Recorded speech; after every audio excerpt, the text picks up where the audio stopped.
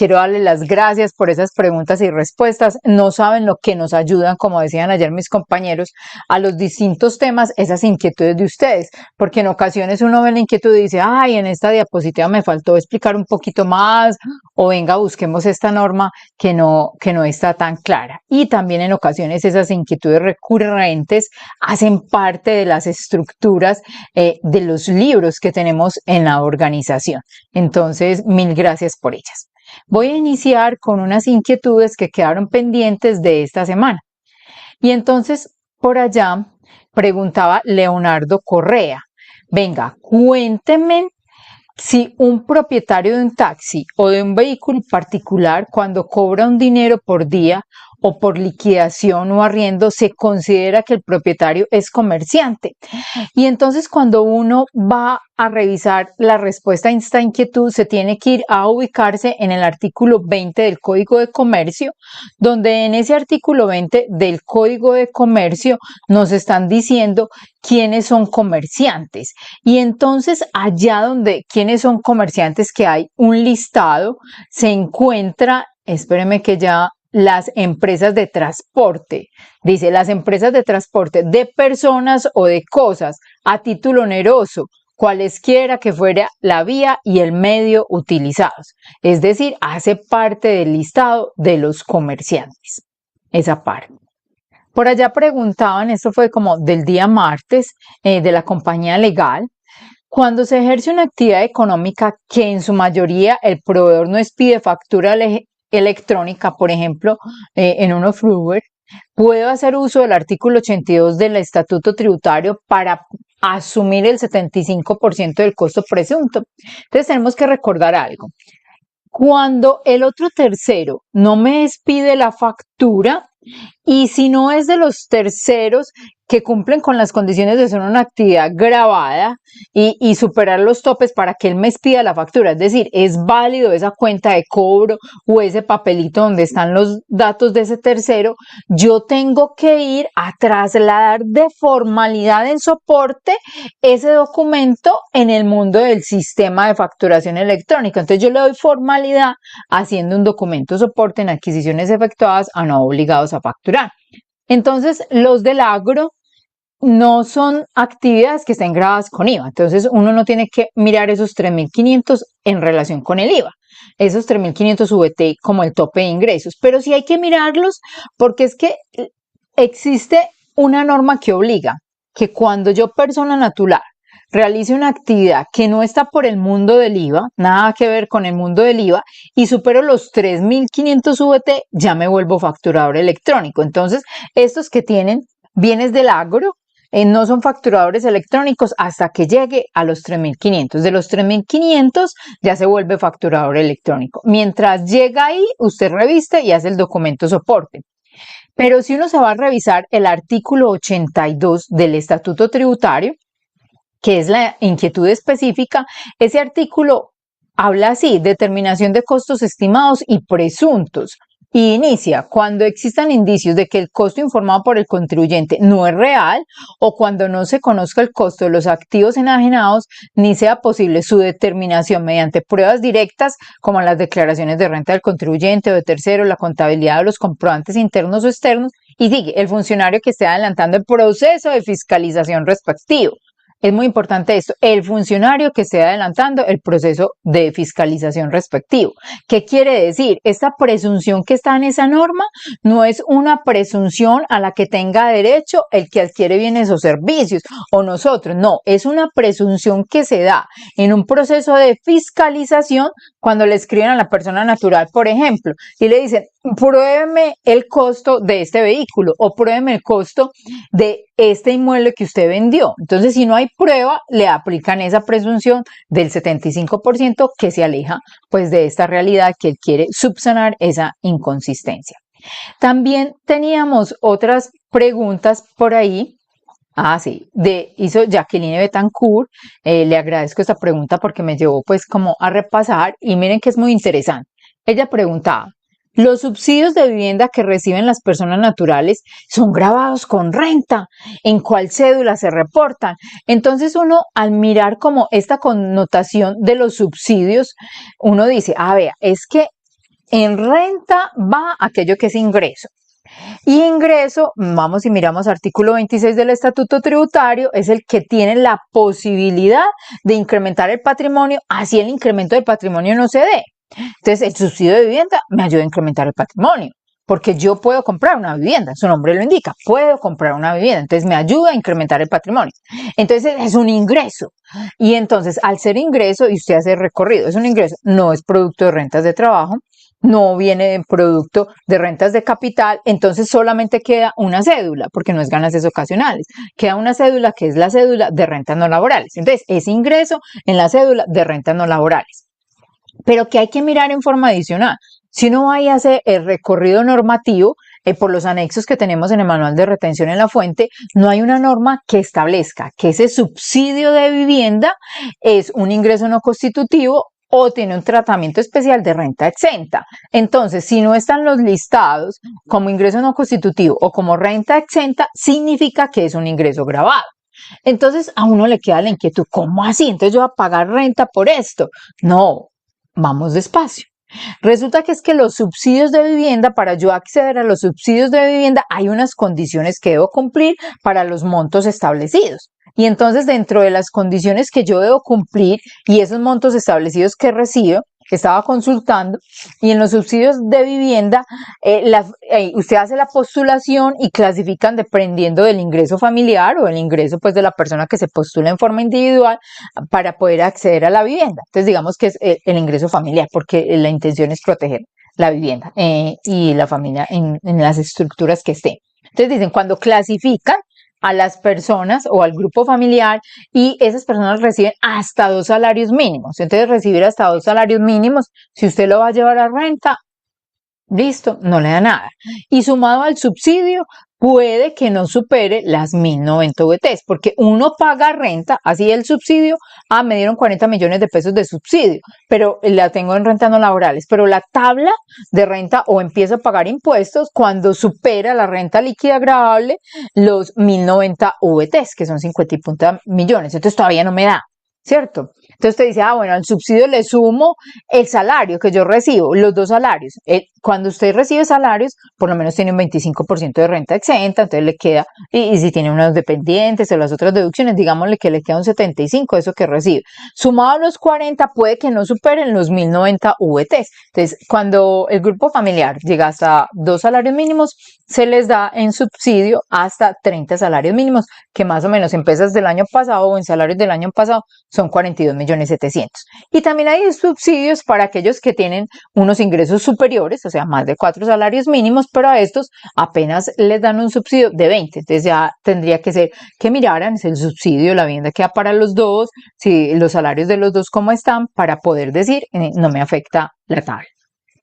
Ese es como los que teníamos ahí pendientes. También existía uno pendiente que estaba la duda de cuándo actualizo el RUT, cuándo tengo que hacer la actualización del RUT y si tengo sanciones. Entonces quiero proyectarles, aquí tengo muchas cosas abiertas, pero vamos a atinar a la que le quiero proyectar a ustedes. No está.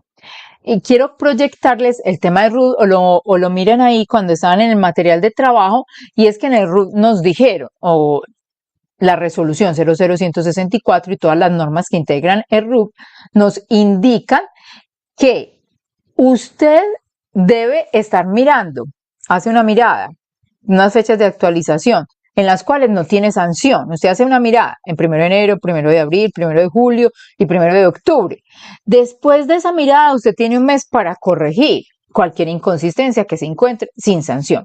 Si usted no hace caso a esos periodos de mirada y tiene inconsistencias en el RUT o es detectada por otra circunstancia, esa modificación sí tienen unas sanciones después de esos tiempos. Y las sanciones son las mismas de actualización de RUT que están en el artículo 658-3 del Estatuto Tributario. Entonces, eso se puede hacer. Voy a hacer 2 precisiones en 2 temas, Hildebrando, para que empecemos a hacer las preguntas. Bueno, quería indicarles que les debió haber llegado una diapositiva que corrige una inconsistencia que dije en el impuesto de patrimonio, porque el impuesto de patrimonio se presenta a la declaración en mayo y ahí es la primera cuota. Dentro de estas preguntas del día de hoy me encontré dos temas que yo dije hay que precisar. Y entonces en los temas que hay que precisar se hace referencia a la sanción de información exógena. Por allá estaban preguntando, ahí sí estoy compartiendo, dos personas de la firma legal a las 9 de la mañana y Ángela Gutiérrez a las 8:59 nos estaba preguntando por las sanciones. ¿Qué hacemos cuando se tienen varios formatos? Entonces, de pronto yo lo hablé, ya lo rápido, y de pronto lo hablé más rápido de lo normal. Pero cuando se tienen varios formatos y varias columnas, esta es la forma de depurar. Yo les puedo enviar como un ejercicio. ¿Y dónde está? Primero estaba en un oficio de la DIAN, pero ya fue incorporado al artículo 651 del Estatuto Tributario. En el parágrafo segundo dice, cuando un dato omiso o inexacto se reporte en diferentes formatos o esté comprendido en otro reporte para el cálculo de la sanción de que trata este artículo, se sancionará la omisión o el error tomando el dato de mayor cuantía. Entonces, este es el caso específico en el cual, vea, yo les decía, por ejemplo, las retenciones en la fuente. Las retenciones en la fuente tienen dos columnas, tienen una columna de base y tienen una columna de retención. Entonces, aquí en la forma de determinar la sanción, eliminamos lo que está repetido. Entonces, el ingreso ya estaba incorporado dentro de estos ingresos totales. Entonces, yo elimino esa base que es el ingreso. Por ejemplo, aquí, ¿cuál más? Los ingresos no constitutivos, porque para ser ingresos no constitutivos debieron haber sido ingresos. Entonces, yo los elimino y determino mi sanción únicamente con el resto que me queda. Y otra precisión de un formato que ha generado como movimiento dentro de las inquietudes, que es uno de los nuevos obligados a reportar información exógena. Y ese formato hace referencia, voy a compartir aquí, Dios del cielo, sí, aquí estamos. Este formato hace referencia a la ejecución del beneficio neto o excedente. Entonces ese nos ha generado confusión. ¿Por qué?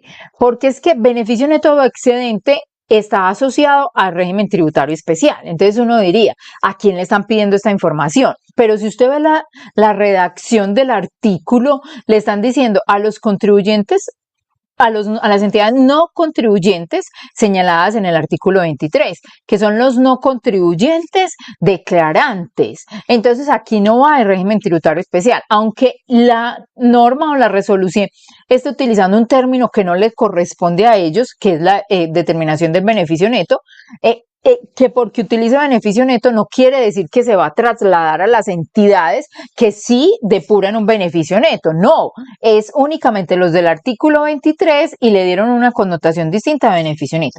Estas inquietudes están por allá a las 7:53 con María Adelaida y a las 7:59 con José Daniel López.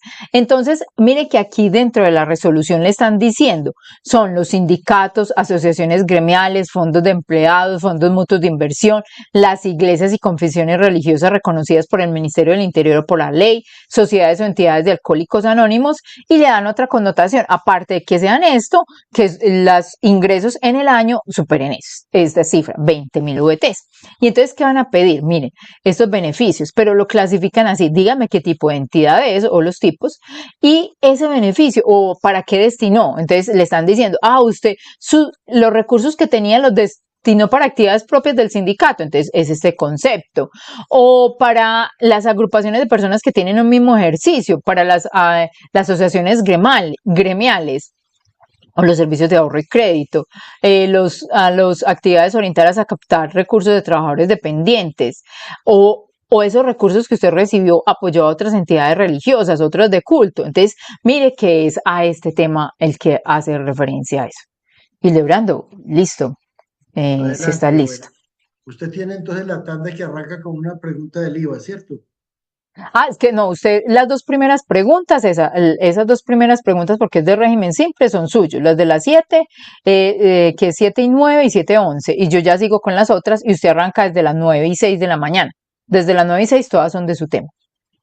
Bueno, ok. Entonces la primera pregunta dice, ¿la retención de IVA al régimen simple se hace sobre cualquier monto o hay bases como en la retención en la fuente? A ver, hay necesidad de...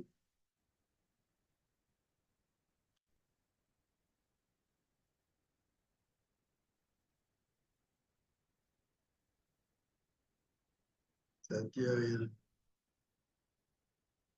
Vamos a compartir la página 228 del manual de retención en la fuente. Entonces la página 228 me dice a mí que cuantía mínima sobre las cuales no se puede retener. Entonces mire que en el IVA está prohibido retener sobre cuantías inferiores a 2 VT o a 10 VT, 2 VT en servicios o 10 VT sobre compras.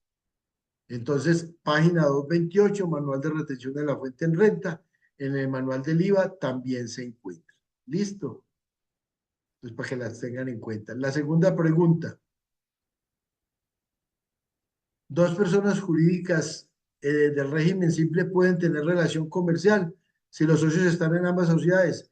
No les impide. O sea, el artículo 906 del Estatuto Tributario nos señala y las páginas del manual de retención donde están 348 y 349, donde están todas las personas que se pueden acoger al régimen simple de tributación, llámese en persona natural o personas jurídicas, hay un esquema establecido que usted tiene que responder sí o responder no. Si responde sí, en el formato dice que debe responder sí, dice puede estar, pero si diciendo sí el formato, usted responde que no, él le va a sacar abajo que usted no se puede acoger al régimen simple. Entonces, recomendación, páginas 348 y 349 del manual de retención en la fuente, ¿cierto? Donde usted hace las preguntas, yo lo voy a colocar aquí.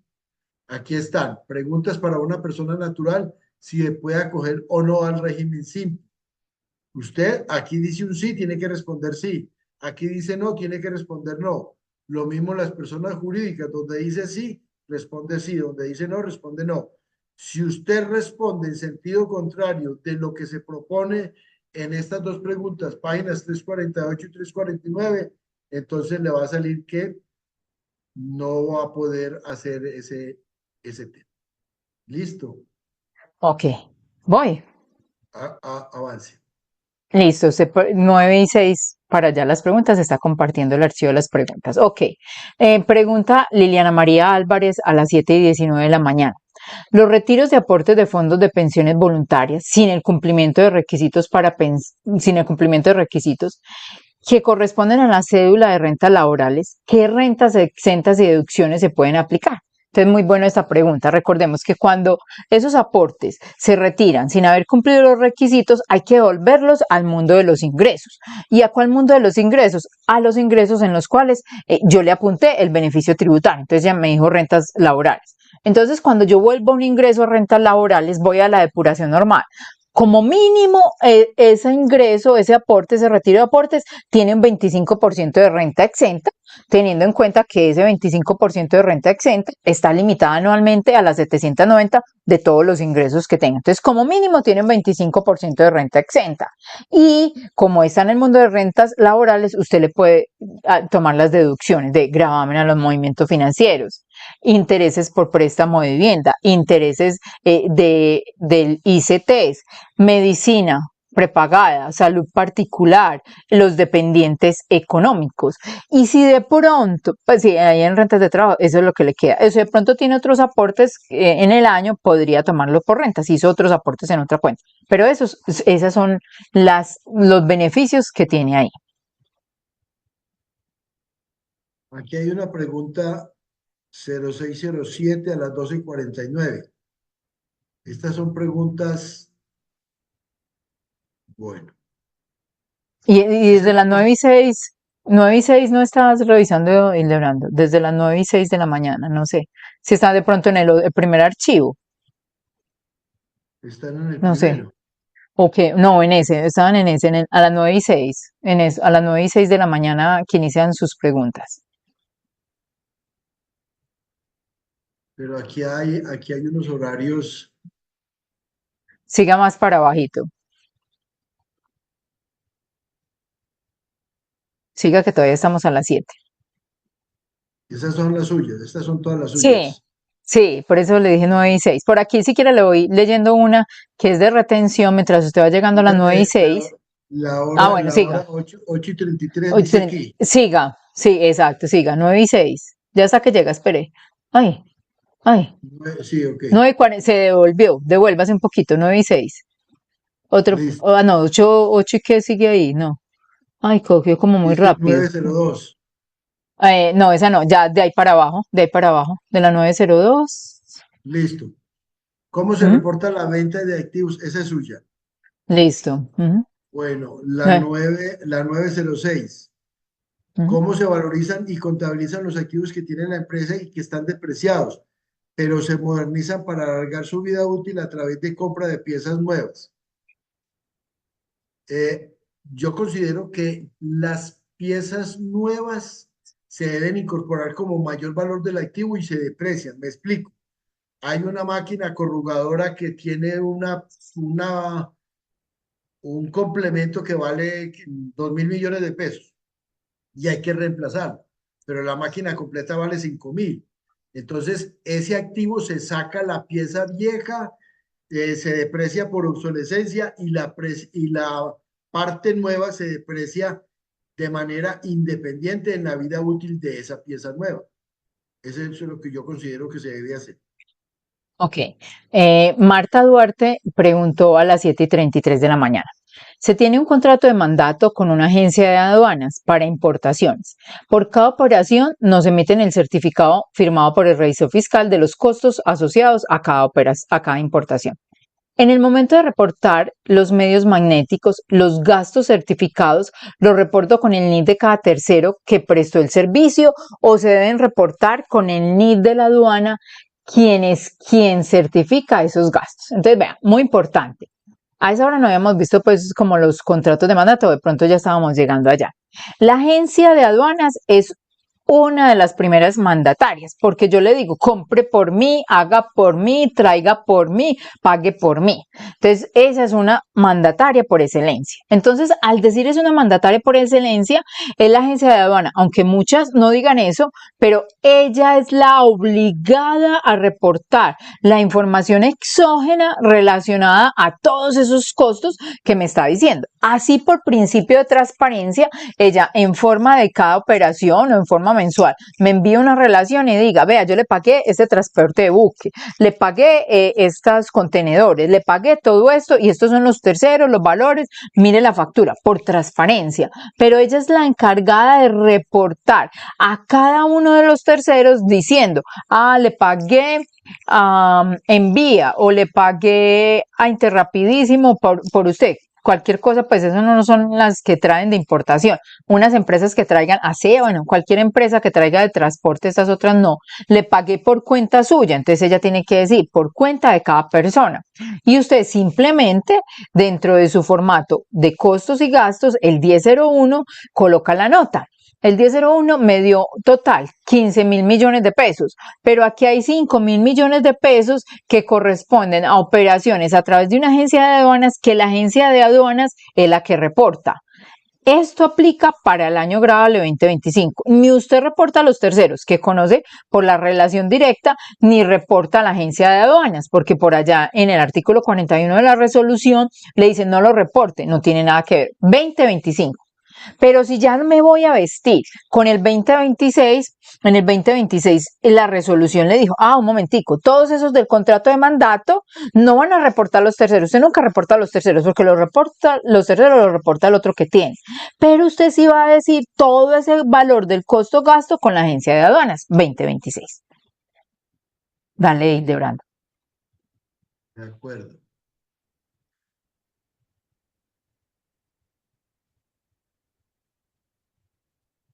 Pregunta Marinela Tobón a las 9:14.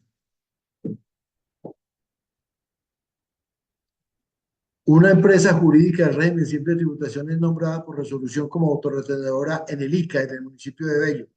Pero según el acuerdo municipal, las empresas del régimen simple de tributación no pueden ser agentes autorretenedoras. ¿Se hace caso omiso del nombramiento o se puede enviar un oficio de reconsideración a este nombramiento? No se quede callada, mejor envíe el oficio, dígale que cuando usted liquida la tarifa del régimen simple de tributación, ya está pagando el ICA y usted no puede ser autorretenedora del ICA, porque ya vía 2593 lo está pagando de manera periódica, de manera bimestral. Adelante. Bueno, pregunta legal. ¿Los importadores en qué casos deben presentar información exógena cambiaria y qué formatos? Y adicionado a eso, y es cierto que los compradores a proveedores de Bogotá están obligados a presentar información exógena en Bogotá. Entonces, bueno, la primera pregunta, no tengo el escenario, no es pues como de mi experiencia profesional hablar del tema de información exógena cambiaria y de otros formatos. Creo que es importante consultar porque este tema de información cambiaria es delicada, existen unas sanciones muy grandes y no tengo pues claridad en eso. Y respecto a la información exógena de Bogotá, en Bogotá existen diferentes artículos aplicables a al reporte de información. Voy a ver si me deja reportar, voy a mirar, a ver si me deja compartir un momentico.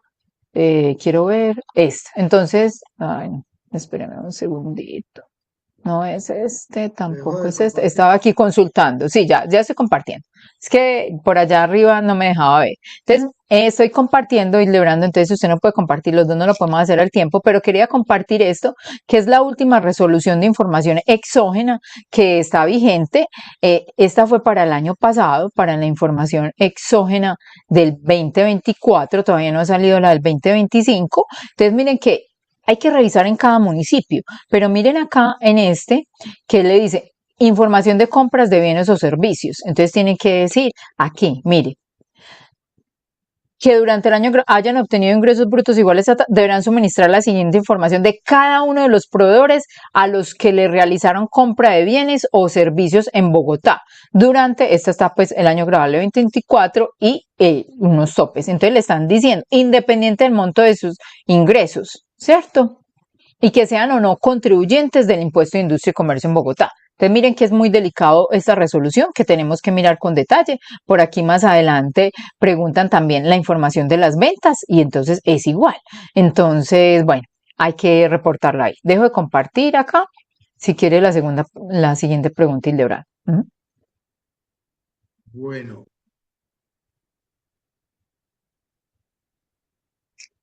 una persona natural que es asalariada y también comerciante que recibe ingresos por dividendos debe pagar ICA por estos ingresos. A ver, los dividendos no son objeto del ICA salvo que usted se dedique a invertir, a comprar y vender acciones y reciba dividendos. O sea, si usted tiene un negocio de comprar y vender acciones, recibir dividendos cuando lo tenga y dejar de recibir cuando no haya, ese sí sería producto del objeto comercial. Pero si usted es comerciante por alguna cosa y recibe dividendos porque invirtió en una sociedad y le pagaron los dividendos, esos dividendos no hacen parte del ICA. Bueno, pregunta Abril. Se elabora una factura por error por una suma importante y se hace la anulación. La DIAN lo tomará como mayor valor para los topes de exógena. Así el registro se hizo como anulación. Entonces, vea, Marcela nos explicaba ayer en la parte de obligaciones formales que es muy importante identificar esas anulaciones de facturas o esas notas de crédito que nosotros hacemos. Cómo es nuestro registro contable y cómo lo trasladamos a el formulario de declaración de renta.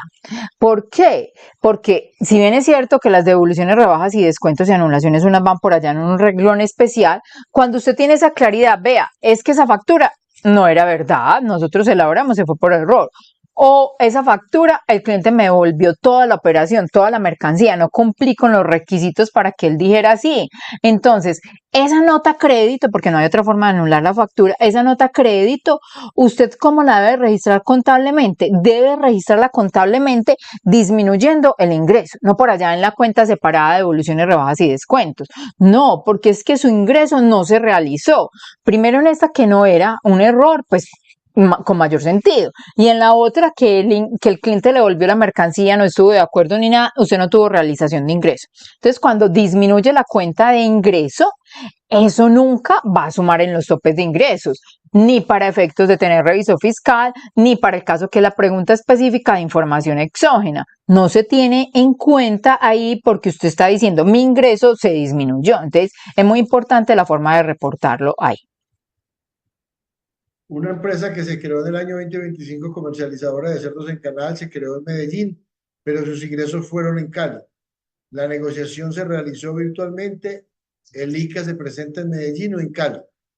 A ver, norma general. El ICA se presenta donde se toman las decisiones de la empresa.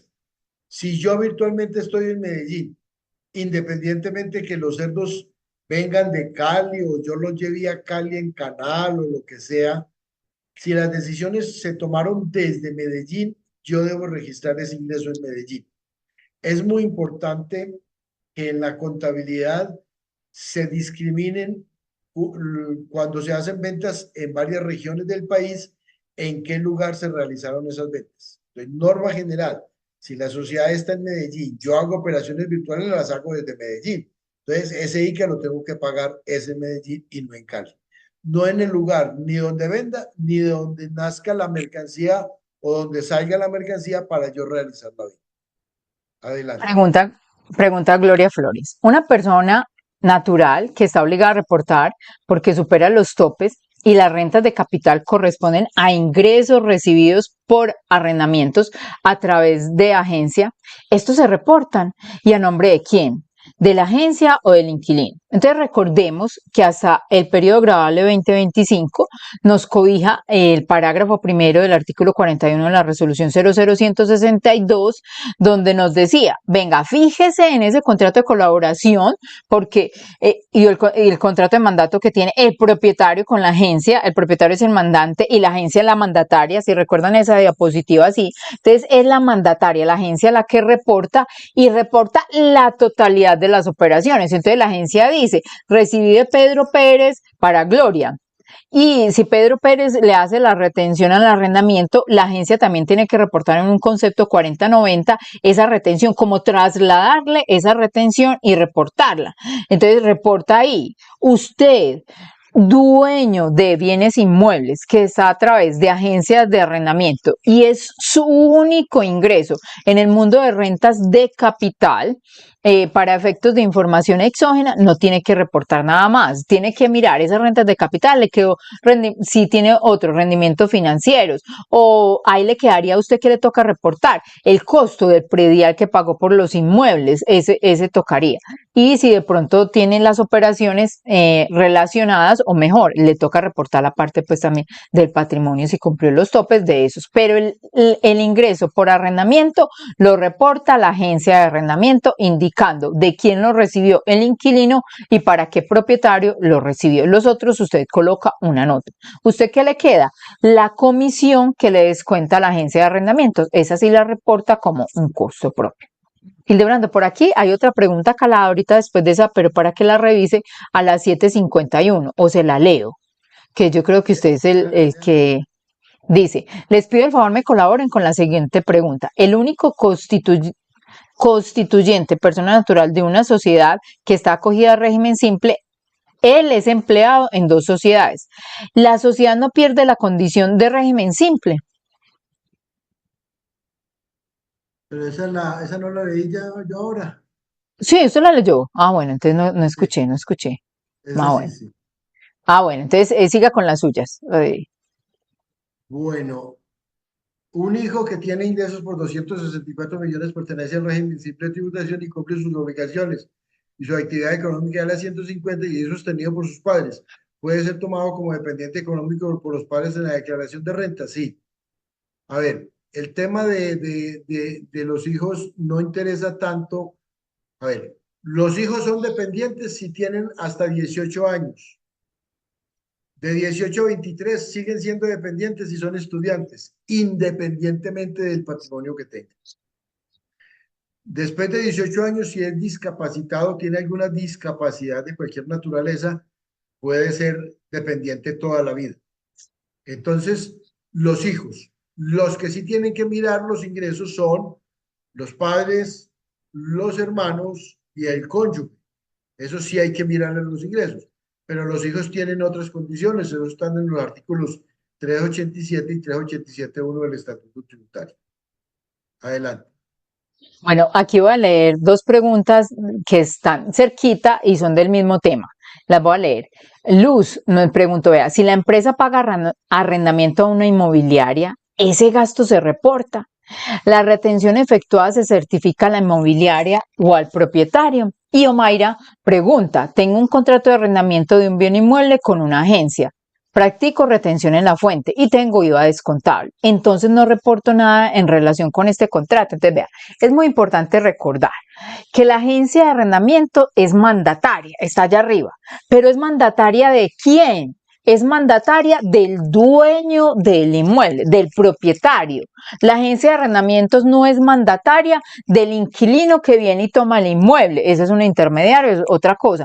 La agencia de arrendamiento es mandataria del propietario del bien inmueble. Entonces, es en esta relación y que se firma el contrato de administración y todo, en esta relación donde el propietario al percibir ingresos no lo reporta porque lo reporta la agencia de arrendamiento.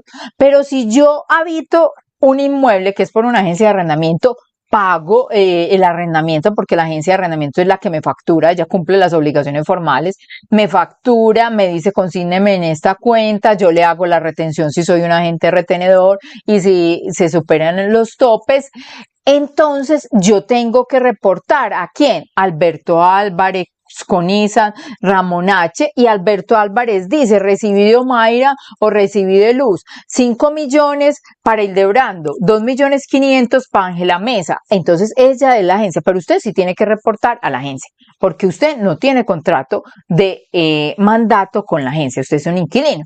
Y bueno, y viene una pregunta, y usted reporta pues el arrendamiento del IVA. Ah, viene una pregunta recurrente. Venga, es que yo hago la retención. Entonces, en el contrato de ingresos que utiliza la mandataria, la agencia de arrendamientos, en el concepto 4090, ella traslada la retención. Así usted pide el certificado, porque en ocasiones usted sabe quién es el propietario, en otras ocasiones usted no sabe quién es el propietario, eso es reserva del sumario. Entonces usted pide el certificado de retención a Conisa, Ramón H., Alberto Álvarez, y entonces ellos dicen, esta retención no es mía, se la traslado a cada uno. Pero queda un tema, es que por allá hay un artículo del Estatuto Tributario que es el 394, donde dice que la retención en los arrendamientos se tiene que colocar o reportar al propietario del inmueble. Entonces nosotros todos y ustedes nos vamos juiciosos a leer en el manual de retención de las páginas 29 a la 32, donde están los contratos de mandato y donde le estamos especificando una nota, usted la puede copiar y pegar, en la que dice, vea, es que el artículo 394 quedó estático hace mucho tiempo, no se movió, pero cuando llegó los contratos de mandato, quiere decir que se derogó esta norma, porque llegó el contrato de mandato, que es una norma posterior, porque el artículo 394 es de las primeras normas del estatuto, por allá año 84, entonces el mandato llegó y lo derogó tácitamente. Entonces, aunque usted lo vea ahí en el estatuto, está derogado tácitamente por las normas del contrato de mandato que están en el manual de retención, página 29 y siguientes. Pregunta, ¿me pueden aclarar el manejo de compra por una persona natural de un vehículo híbrido? ¿Cómo recupero el 50% de esa inversión en renta? Y si el vehículo fue comprado en el año 2020, ¿puedo en esta declaración 2025 empezar a utilizar el beneficio que haya lugar? A ver, lo primero es que tiene que mirar que necesita un certificado de la Unión Minero Energética, de la UNME, ¿cierto? Necesita ese certificado de que ese vehículo tiene fuentes no convencionales de energía. Pues te dan un certificado especial donde dice que cumple los requisitos pues, de la ley de que habla de fuentes no convencionales de energía. Después de eso, tiene 15 años para solicitar ese 50%. Pero hay que tener en cuenta, si es un asalariado, ese asalariado, esa deducción iría dentro de las 1.340 VT que puede utilizar sin superar el 40% de los ingresos.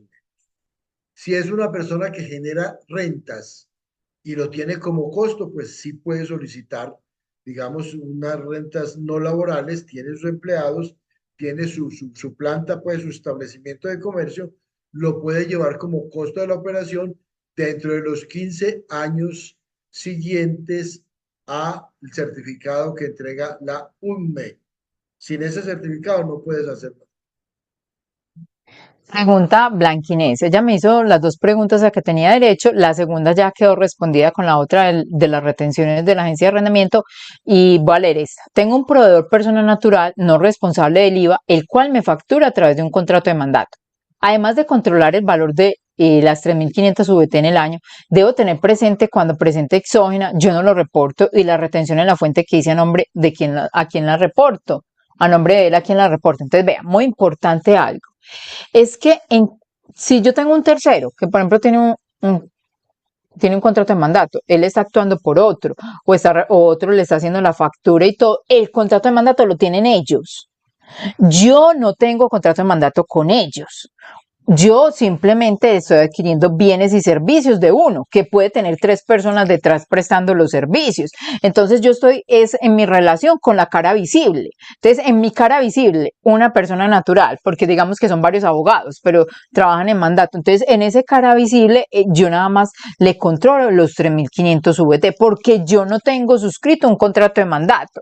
Cuando yo digo pare a reporte de información exógena en los contratos de colaboración empresarial, es cuando yo hago parte del contrato y tengo ingresos, costos y gastos dentro del contrato, no cuando contrato a una persona que por allá tiene otro tema, es cuando yo hago parte y de ahí el otro es el que me representa y el otro obtiene el ingreso para mí o el otro paga los costos y gastos para mí, ahí es cuando yo hago pare en el 2025. Ya para el 2026 viene un concepto que nos dice reporte al que es la cara visible. Listo, dale, Hildebrand. Muy bien. Pregunta, si yo hago un pago con tarjeta de crédito, una parte de la compra con tarjeta de crédito y la otra la pago por otro medio que no es tarjeta de crédito. Pues la tarjeta de crédito hará la retención sobre la parte correspondiente. Y sobre el otro pago, si usted es agente de retención, hace la otra retención en la fuente de la parte que no hizo con la tarjeta de crédito. Y preguntan también que dónde se habla, o mejor, la DIAN emitió un concepto, y ahí lo están mencionando, del 165 del año 2025, donde dicen que además de la retención en la fuente con tarjeta de crédito o débito, hay que hacer otra retención relacionada con la compra. No, es muy clara la norma, donde la norma especialísima prima sobre la norma especial. La norma especial en la página 23 del manual de retención de la fuente, lo expusimos ahora, las pagos con tarjeta de crédito es una norma especialísima que entró a suplir, reemplaza, modifica, simplifica, disminuye la retención en la fuente de cualquier concepto que tenga una retención en la fuente posterior. Entonces, es prioritaria, es el que manda. O sea, ¿por qué manda la tarjeta de crédito? Porque el Estado le cree más a una administradora de una tarjeta de crédito que a nosotros, que a las sociedades. Entonces, por eso es prioritario, porque el Estado tiene más seguro los impuestos, aunque sean más bajitos, con la tarjeta de crédito que con la otra. Adelante. Hildebrando, quiero adicionar a esa buena respuesta, y es que en el oficio que ellos referencian, ese número de oficio fue de enero del 2025, y es un oficio que ha venido siendo utilizado por muchas firmas de revisoría y todo, diciendo que hay que hacer dos veces por la retención, ya es la justificación necesaria. Pero es que existe otro oficio que es posterior, que es este que les estoy proyectando en pantalla para que lo consulten, que dice exactamente lo que está diciendo Hildebrando. Es el oficio 710-006048 del 14 de mayo de 2025. Dice que prima una retención y que no se puede tener dos. Eso dice el oficio. Pregunta Perfecto. Marixa Ruda. Enseguida te doy paso, Hildebrando. Buenos días. Una empresa que se dedica a la cría de ganado bovino y bufalino tiene una actividad económica 0141, ¿tiene que tener la responsabilidad de 19 por ser productor de bienes exentos o solo es para quienes solicitan saldo a favor en IVA? Mira, Marixa, es que esta responsabilidad 19 estuvo muy en boga como en las primeras de cambio antes de entrar al sistema de facturación. Entonces ahí identificaban a los productores de bienes exentos. Entonces usted hoy se tiene que preguntar, y eso no ligaba a la devolución del IVA, sino que eso se exigía también porque ellos en algún momento tenían que demostrar los topes para la facturación y esa obligación se la exigían para poder ser facturadores y todo. Cuando llegó la facturación electrónica, la gente se olvidó de esta responsabilidad 19, pero si hoy tienes un contribuyente que realice esas actividades, usted ya lo tiene clasificado como responsable del IVA, pero de todas maneras es un productor de bien exento. Pero no hemos visto pues que nos realicen algún proceso de cruce con los saldos a favor. Listo, dale, Hildebrand. Una persona natural que realiza compra de paneles solares para su vivienda, ¿cómo y a qué entidad se le pide el certificado para poder tener derecho a la deducción en la declaración de renta?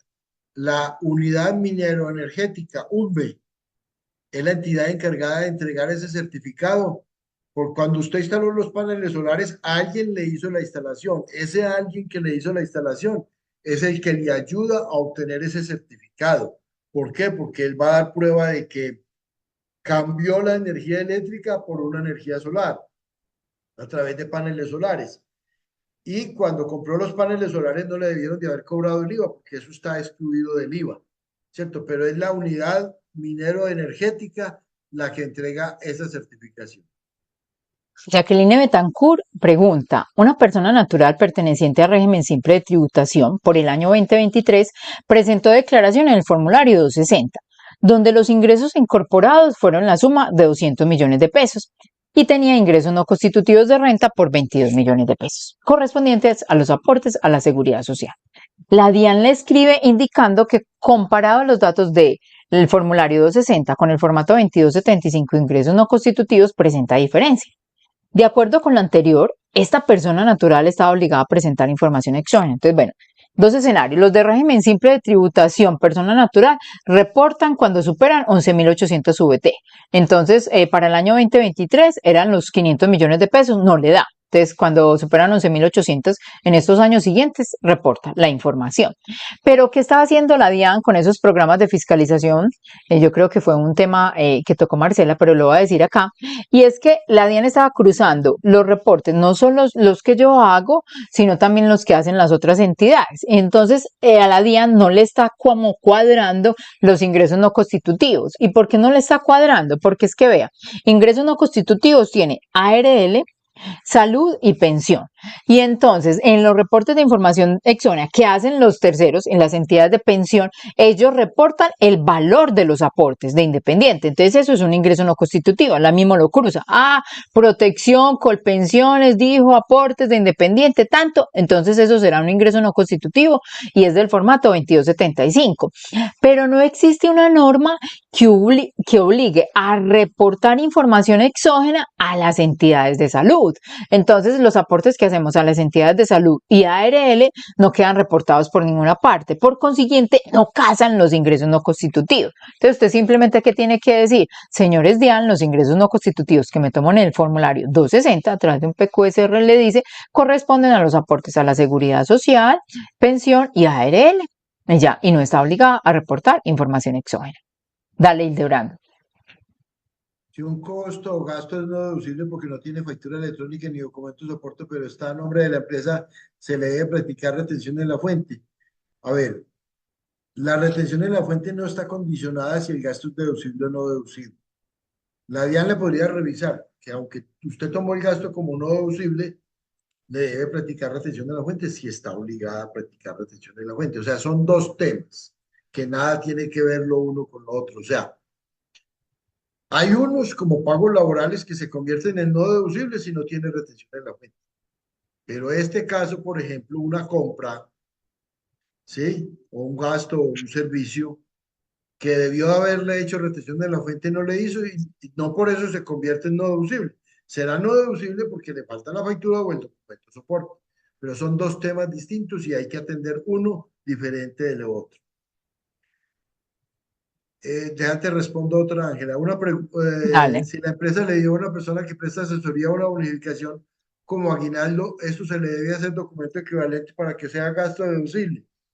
A ver, todo, toda operación o tiene factura electrónica si el obligado a vender el bien o el servicio está obligado a facturar, o yo debo elaborar documento soporte para que el costo gasto sea deducible. ¿Cierto? Entonces, esa es la norma y hay que tenerla y hay que entenderla y tenerla en cuenta de esa manera. Juan Merino pregunta, con respecto a la información exógena en el formato de ingresos recibidos para terceros, donde se solicita suministrar apellidos y nombre o razón social, identificación de quienes se recibieron ingresos para terceros. Cuando no se tiene esta información, debido a que se reciben propinas por el servicio de restaurante y la facturación es al consumidor final en gran proporción y en algunos se puede identificar el tercero, que brindó la propina, pero no particularmente a quien se le va a distribuir. Dos preguntas hay aquí, porque participa toda la cadena de servicio en esta distribución. ¿Cómo se reporta esta información debido a que no contamos con el 100% de los datos exactos de quien se recibe el ingreso? Y de los que se tiene la información, no se puede determinar con exactitud el monto del valor para quien recibe, pues se realiza una distribución semanal de forma porcentual entre las personas que participaron en la prestación del servicio. Entonces recordemos, ingresos para terceros propios de estos servicios de hoteles y restaurantes, de restaurantes. Entonces, el formato de ingresos para terceros es un ingreso que hay otro que tiene derecho sobre él, o sea, unos recursos que yo recaudo, pero hay otro que tiene un mejor derecho sobre él. Y entonces él arranca con unas columnas que dígame quién fue el que pagó el ingreso o el que dio ese ingreso y dígame a quién se lo distribuyo. En información, voy a decir dos notas acá. Me imagino que la compañía tiene un mecanismo expedito, así sea con ese porcentaje de participación, para al final del ejercicio determinar, este es las propinas de Pedro, estas son las de Ana, Juan, Catalina, sea por horas de trabajo, por días, por semanas, las distribuya, las que no tiene asignadas directamente, sino que pues es para todo el personal que trabajó en ese momento. Entonces debe tener reconocido un valor que identifique a cada uno de ellos, porque, o si no tiene un recurso que no tiene dueño. Entonces, si hay un recurso que no sabe para quién es, no hay que reportarlo todavía en información exógena, porque el ingreso para terceros es el recurso que yo tengo, que ya tengo identificado a quién le corresponde. Entonces, si no ha podido asignarlo por alguna circunstancia de horas, semanas y todo, no va en ese formato. Entonces, eso es el tema. Entonces, y me imagino que usted ya al final del ejercicio, como eso va en una cuenta pasiva, usted hace esa distribución de esa cuenta pasiva y porque le tiene que certificar a esas personas naturales ese valor. Entonces, cuando lo identifique para certificárselo en el 2276, como otros pagos, ya ahí sabe a quién le corresponde. Ese es el camino. Pero si no identifica a quién, o digamos la última semana, todavía no podemos decir porque va a ser una política distinta, no se reporta esa propina de la última semana de diciembre o los últimos 15 días. Y la primera parte, que es decir, a quién le corresponde, es un problema que trae al formato. No sé si en estos cambios cambia la versión y cambia la posibilidad, porque es que cuando uno vende, el vendedor todavía puede seguir utilizando el NID 2222, consumidor final. Entonces, en el consumidor final no existe una identificación que me dé nombre, razón social del tercero. Y el formato no estaba dejando, el que estaba vigente para el 2024, no sé ahora, no estaba dejando incorporar ese NID 222. Entonces, por ejemplo, el año pasado una persona se nos acercó preguntándonos lo mismo, ¿qué hacemos? Es que es mucha plata que yo voy a dejar de reportar, yo sé para quiénes son, ya tengo claro los meseros, los del punto, pero yo no sé de quién es, a quién reporto. Optamos y dejamos la prueba de optar el NID de ellos mismos y la identificación de ellos mismos. ¿Por qué? Mi factura, mi recaudo está todo y yo estoy diciendo, de todos estos 100 millones de pesos, hay 10 millones de pesos que son para los otros, que yo soy el que aparezco como en el ingreso. Entonces optamos por ese camino. ¿Qué Listo, pasa si Hildebrand. un autorretenedor lleva varios años sin cumplir los topes de ingresos? Se debe retirar. Vea, existen dos modalidades de autorretención. Hay unos autorretenedores con base en la resolución que vimos por allá en la página 89 que están autorizados por resolución DIAN para ser autorretenedores y nadie les retiene. Y segundo, la autorretención especial que nace desde que se colocó el impuesto CRE, que es la autorretención especial, pues, que está en las páginas 94 y 95 del Manual de Retención de la Fuente, las tarifas. Bueno, entonces, la primera, los autorretenedores por resolución DIAN solo retienen sobre las cuantías que superan el tope mensual. Me explico. Si hay una factura por debajo de 10 VT de venta de bienes, de compra de bienes, venta de bienes, o una factura de servicios por debajo de 2 VT, sobre esa base no hay que hacer autorretención. La autorretención por resolución diaria. Entonces, usted debe tener un programa en donde seleccione o haga un filtro y al final del mes diga, vea, estos valores me los pagaron con tarjeta de crédito o débito, ya hicieron la retención. Estos valores no superan los topes mínimos, no hago retención. Estos valores son personas naturales que no son agentes de retención, tampoco hago autorretención sobre ellos. Entonces, al hacer ese pulimiento, ¿qué me va a quedar? Todas las personas jurídicas y todos aquellos topes que superan las cuantías mínimas de 10 y de 2 VT que exigen las normas legales. Eso, autorretenedores por resolución diaria. Quiere decir que yo puedo disminuir esas retenciones si estoy haciendo sobre el total. Y no incluye las ganancias ocasionales, solo las rentas ordinarias. ¿Listo? Y segundo, la autorretención que nació del CREE, que ahí sí no consultan ni cuantías, ni si son ganancias ocasionales o rentas ordinarias. Sobre todo valor, hay que hacer esa autorretención del punto 55, del 1.10, del 1.20, del 1.70, etcétera, y todas las partidas pues que les corresponda a cada uno. Adelante. Bueno, May pregunta. Ángela, en el ejemplo de rentistas de capital, en el 2024 no cumplió topes. Esa no es la primera condición. Ya en el 2025 sí, tiene que presentar medios. Entonces hay que recordar que esta decisión es muy sensible. Cuando yo estoy hablando de personas naturales, también en personas jurídicas, pero vamos a mirar, porque, bueno, lo voy a decir las dos de una vez. En personas jurídicas usted mira el tope de ingresos, tanto en el año a reportar 2025 como en el año anterior. Entonces, en personas naturales también, cuando es por tope de ingresos, recuerdan la diapositiva, la parte superior, allá existían 2 años, 2024 y 2025, dos cifras, 112 y 100, no, los 500 y punta, 500 millones que se correspondían allá.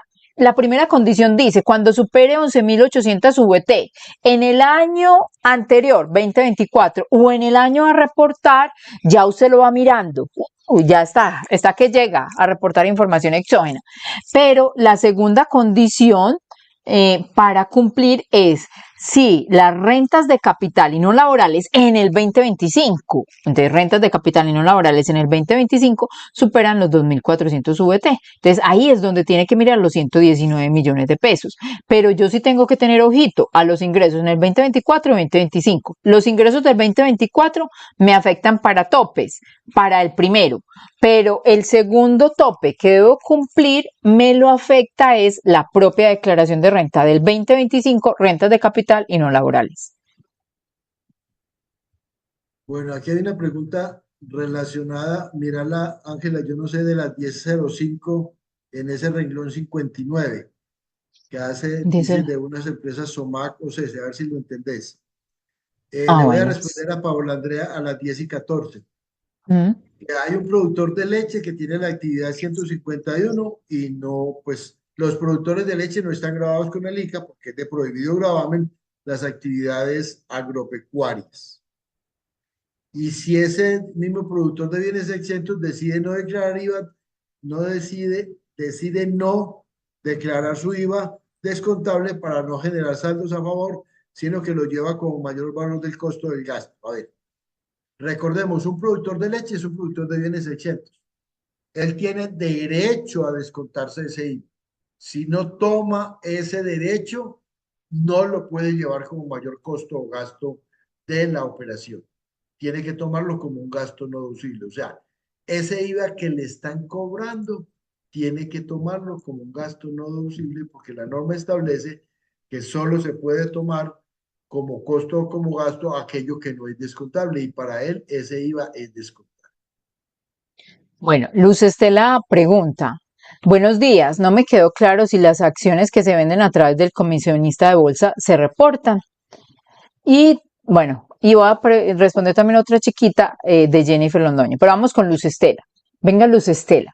Es que el comisionista de bolsa tiene una información donde él reporta, uno reporta las acciones y otro que compró cada una de las personas.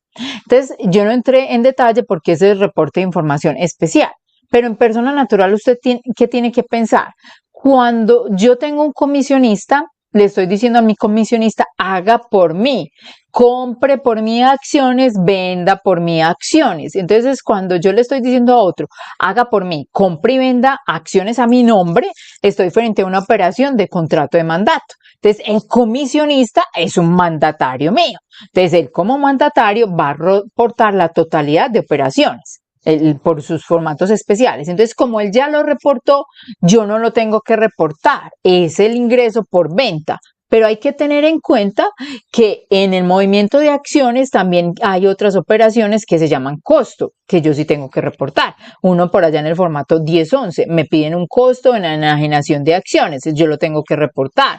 Y si yo tengo que reportar información exógena, me toca los formatos de patrimonio. Y entonces en el formato de patrimonio, en el 1012, yo tengo que reportar esos valores de las acciones que me quedaron a diciembre 31. Esa es la parte. Bueno, Jennifer pregunta, una de medio chiquita, ¿los aprendices en qué formato se deben reportar para el 2025? Entonces, venga, Marcela nos habló de una ley que reformó el tema del contrato laboral, involucrando los aprendices al ámbito laboral. Entonces esa ley es ahora, pero ¿qué pasaba antes? Que ese antes es el reporte de información exógena del 2025.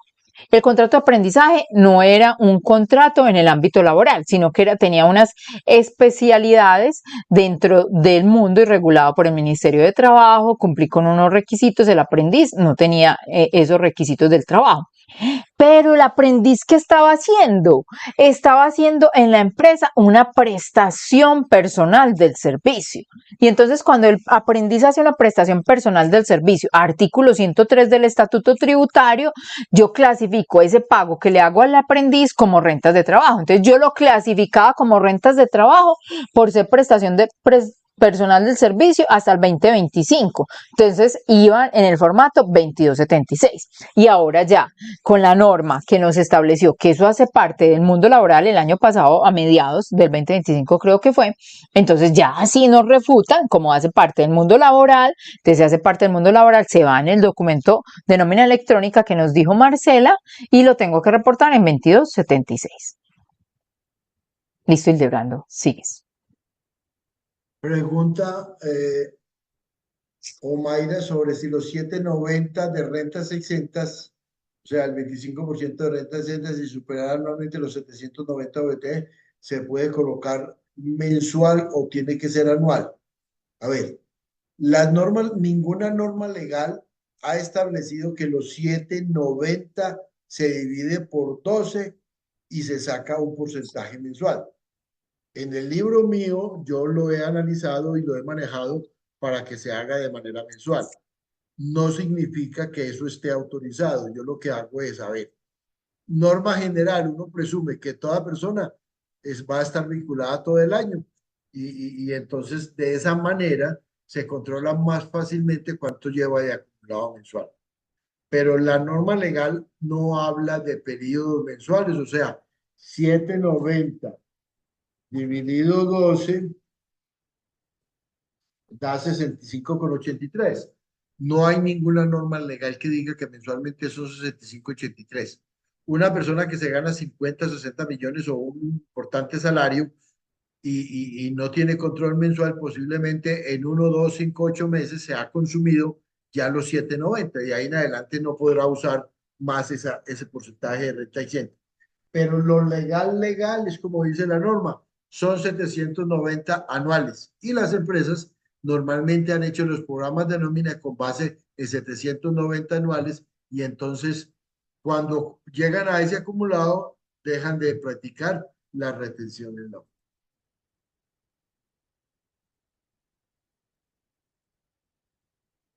Ay, ay, ay, ay, ay, ay. Estaba hablando sola. Pregunta Graciela Ocon. Las propiedades horizontales no deberán presentar el formato 1007 por las operaciones originadas en el desarrollo del objeto social. Pero si la propiedad tiene recuperación de cartera de años anteriores e intereses, estas recuperaciones deben presentarse en el formato 1007 o definitivamente no tienen que presentar este formato. Entonces, bueno, recordemos, el formato 1007 es los ingresos que yo recibo de otro tercero. Pero por allá existe un concepto, antes de irme al detalle de Graciela, que también nos habla de un concepto que no significa un ingreso recibido, pero que se debe reportar en el formato 1007, que es la diferencia en cambio. Pero esa diferencia en cambio se reporta, quería decirlo para que nos quedara ahí, con el NID del informal.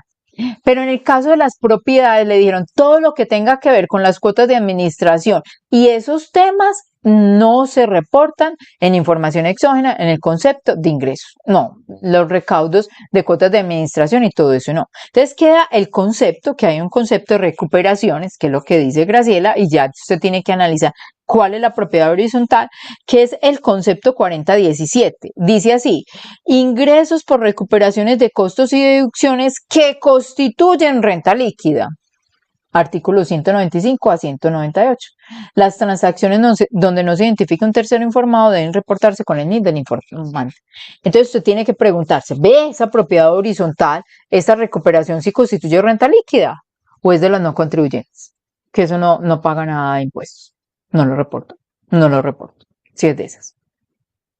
Marisa pregunta, Listo. ¿una empresa que recibe dividendos de otra sociedad y le practicaron retención en la fuente del 10% del momento del pago, esas retenciones siempre se trasladarán a los socios o solo en la primera vez y los siguientes años se la puede descontar en su renta a la empresa a la que se le retuvieron? Vean, cuando una sociedad es socia de otra sociedad, la de arriba le retiene a la de abajo el 10%.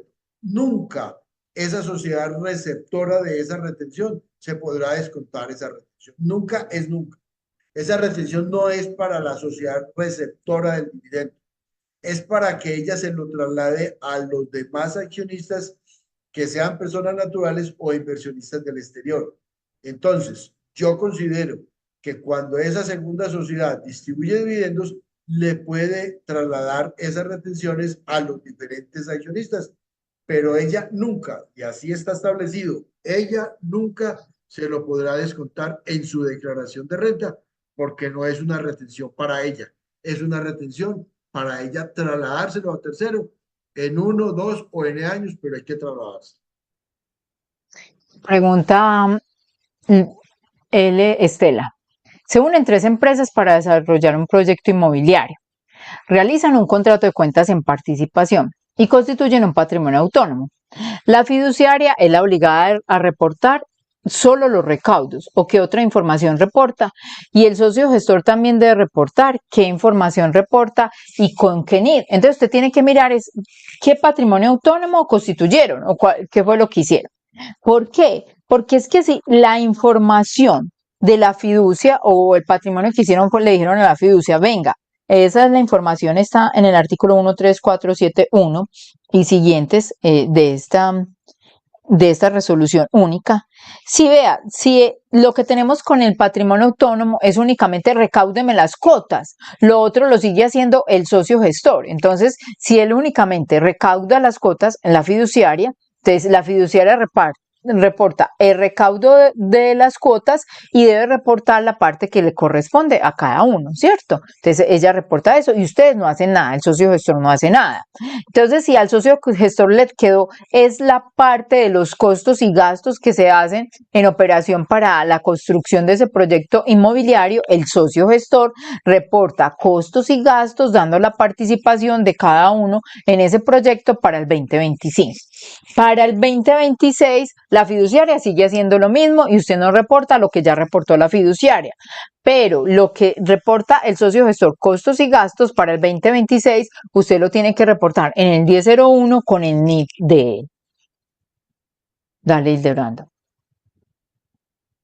Bueno, hay una persona que pregunta que cuando le da en el renglón 59 le sale que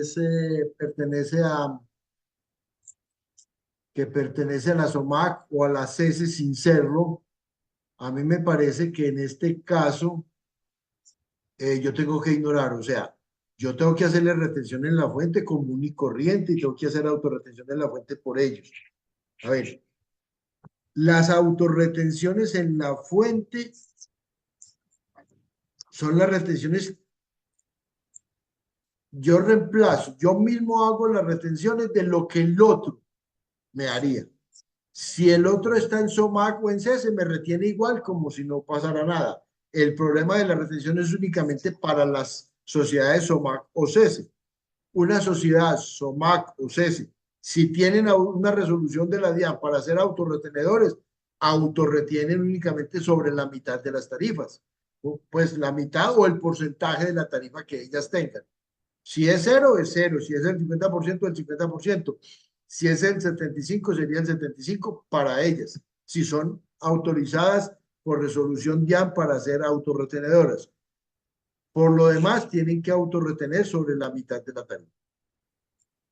Bueno, Pero si a mí pregunta. me parece que aparece SOMAC o CESE sin serlo, pues no hago caso de ese tema. No hago caso. Y Leonardo, por allí tengo dos preguntas de ayer que nos mandó Marcela, que son de tu tema, pero ahorita cuando termine me dice para leérsela. Pregunta legal, vea, esa me encanta y de pronto voy a combinar con el tema del Hildebrand. ¿Cómo se reporta la venta de activos para personas obligadas a llevar contabilidad y no obligadas? ¿Se presenta por el valor del activo total o por la utilidad? Entonces es muy importante tener algo en claro. La venta de activos no hace distinción, o el tratamiento en venta de activos no se hace distinción entre si soy obligado a llevar contabilidad o no, para efectos de cómo se involucran en la declaración. Obviamente, uno de los dos es pago a uno pago a uno, que es devengo, y el otro es caja. Pero usted en renta, ¿cómo los tiene que reportar? Sí o sí siempre, y eso tiene una consecuencia para efectos de los topes de revisor fiscal, para efectos de topes de autorretención y para efectos de información exógena.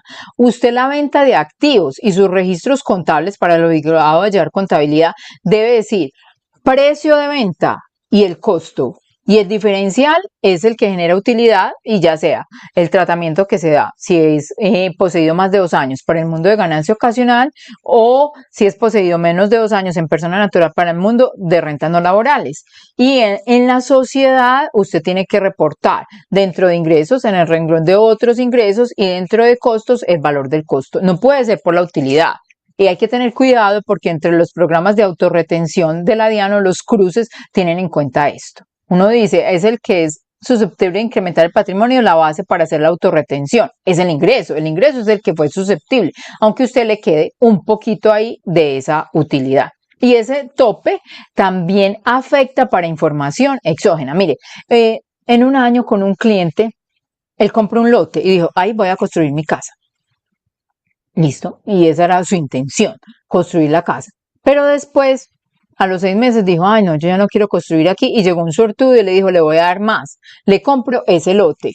Y entonces, en el mismo año, la operación, que fue compra y venta, él tenía que hacer la compra y venta, el mismo costo, casi que no ganó nada, pero esa operación le significó cumplir los topes en persona natural para estar obligado a reportar información exógena, porque superaba los 2 topes esa misma operación de venta de bien. Le leo las otras preguntas, tiene más Hildebrando. No, no tengo más, déjame la suya. Eso, es que son del día de ayer. Dice, buen día, si un socio compró un computador en el exterior por $1,086, lo pagó con tarjeta de crédito de la empresa, hay factura, pero no lo declaró al ingresar al país, este es para uso de la empresa, se puede registrar como activo de la compañía. Sí lo puede registrar, o sea, sí lo puede registrar como activo de la compañía, pero tiene que tener el soporte y hacer documento soporte de la persona que le vendió, o mejor con los nombres y NIF de la persona que le vendió ese tema. Listo. Y la otra inquietud de esas del día de ayer era, la anterior era de Nancy Arango, una es de uno que se llama un número de un computador. Buenos días. ¿Qué retención debe practicar una sociedad cuando le prestan servicios de mantenimiento de máquinas de coser? ¿Qué retención debe practicar una sociedad? Sí, cuando le prestan servicios de Servicios, mantenimiento de máquina de servicios, coser. Ujú. servicios, pero un servicio de mantenimiento superior a 2 VT hace retención en la fuente. O sea, no son rentas de trabajo. salvo que la persona diga, yo soy persona natural que presto servicios y tengo rentas de trabajo y quiero utilizar el 25% de renta exenta. Si él lo hace de manera personal, pero si él tiene una organización con maquinaria, con de todo, y lo presta con sus empleados, eso no es una renta de trabajo. Una renta de trabajo es si él va personalmente y hace todas las operaciones de hacer los mantenimientos y cobra como rentas de trabajo. Tendría que entregar la certificación que le dan allá, la certificación que tiene que elaborar. Por aquí, que salió pues como del tiempo, ya los subsidios de vivienda, ya lo dije, están haciendo una pregunta que me parece importante, usuario, y creo que Olga también la estaba haciendo. Ah, no, no era usuario, era otro. Madeleine dice, el IVA mayor valor del gasto, ¿cómo se reporta en la información exógena de acuerdo con los nuevos cambios? Entonces recordemos algo muy importante. Yo tengo operaciones en las cuales tengo derecho a impuestos descontables. Entonces, cuando tengo derecho a impuestos descontables, porque produzco bienes gravados o exentos, ese IVA tiene esa potestad de llevarlo a la declaración como descontable. Entonces, yo tengo que reportar todo mi IVA descontable, todas las facturas del IVA descontable. Ahí está. Esas, no, esa sigue siendo el mismo. En el formato 1005 usted reporta todos sus descontables. Pero ha existido un IVA y un reporte del IVA que nunca ha cambiado, que hace relación. Cuando yo consumo bienes y servicios, pero mis operaciones son excluidas o no sometidas, entonces no me da derecho a descuento en IVA y ese IVA lo tengo que llevar como mayor valor del costo o gasto. Ah, es por ejemplo los consultorios, los médicos, estas entidades, las de educación, aunque tiene un tratamiento, que yo realizo esas actividades, nada más tengo dividendos y rendimientos financieros, entonces los tengo que llevar como mayor valor del costo-gasto, ese nunca ha cambiado, ese simplemente siempre va en el formato 1001 en la columna de IVA mayor valor del costo-gasto, deducible o no deducible, ese no sufrió modificación. ¿Qué sufrió modificación con los cambios en la resolución? Es que el IVA descontable, o sea, que yo sí tengo derecho a tomarme, que yo lo reportaba solo en una columna, el año pasado nos dijeron, vea, colóquele al lado el de prorrateo. ¿Y cuando hago prorrateo? Cuando tengo un combinado y un combinado con operaciones que no me dan derecho a impuesto descontable, es decir, operaciones excluidas. Entonces le dijeron, dígame por tercero, es el prorrateo. Pero ¿qué ha pasado antes? Es que antes yo hacía prorrateo y determinaba una cifra del prorrateo y no la reportaba tercero por tercero, sino que esa cifra de prorrateo, la norma me permitía llevármela como una deducción, costo-gasto en el periodo, y uno la reportaba en el concepto 50-15 con el NIT de la DIAN. Entonces, eso sigue existiendo. No veo más preguntas. Por ahí había una pregunta, Hildebrando, de alguien de un consorcio que cómo utilizaba el RUB. Y es que el RUB, recordemos que no solamente es como la persona que se va en la cadena del socio, sino de estas entidades que no tienen personería jurídica, quien tiene derecho a los rendimientos, utilidades y todo. Entonces, el consorcio debe tener un NIT y entonces él debe reportar quiénes están dentro del consorcio, quiénes son los que se benefician o de los ingresos o de los activos dentro del consorcio, clasificarlos como beneficiarios finales. Yo también les voy a mandar las preguntas de Ruth, que ahí nos ayudan mucho en las preguntas frecuentes que tiene la DIAN, las que proyecté. Pero yo creo que ya Hildebrando, no sé, ¿qué más vemos por aquí? Listo, no, estamos muy bien así, ya quedamos listos. Les agradecemos a todos entonces su participación. Muchas gracias por estar con nosotros, por creernos. Les agradecemos también por comprar nuestros libros y mucho más agradecimiento, por favor. Se entran en ellos, los estudian porque ahí están muchos elementos para ser excelentes profesionales, como efectivamente lo están siendo asistiendo a estos seminarios. Muchas gracias a todos y un feliz día o feliz tarde. Mil gracias a todos ustedes, también mil gracias primero pues al Poder Superior, para mí el Padre amoroso que permitió este espacio, a mis compañeros de oficina que hacen posible el engranaje, a mis compañeros conferencistas